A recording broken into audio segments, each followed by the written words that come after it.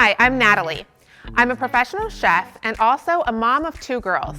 So I understand how tough it can be to find easy, low-protein recipes that little ones will love. As you know, carrots are low in protein and they're naturally sweet, and probably one of your go-to items. I'm going to show you how to turn your everyday carrot into your family's new favorite side dish. Okay, so we're going to create an orange brown sugar glaze for our carrots. We're going to start by turning on the heat in a medium saute pan. We'll put it on medium heat.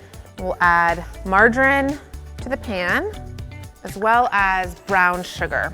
We're using light brown sugar here, but you can use either light or dark.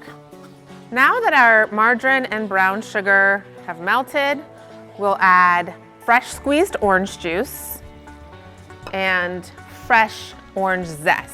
The zest is a great way to add another layer of flavor, and it really brightens up the dish. We'll add our carrots directly into the pan. We have these cut a little differently. We slice them on the diagonal just to kind of change up the shape a little bit and keep things interesting. Last, we'll cover it with half a cup of water. We're going to bring this up to a boil, and as soon as it boils, we'll cover it, turn it down to a simmer, and allow these to cook until the carrots are just tender, but still have a little bit of a bite. Okay, so it's been about 8 to 10 minutes, and our liquid has cooked down into this beautiful glaze.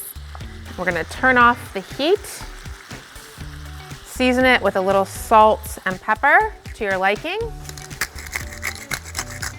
Give it one last stir and transfer it to our serving bowl here. See that thick syrup on the bottom? We'll get all those good juices into the bowl and over the carrots.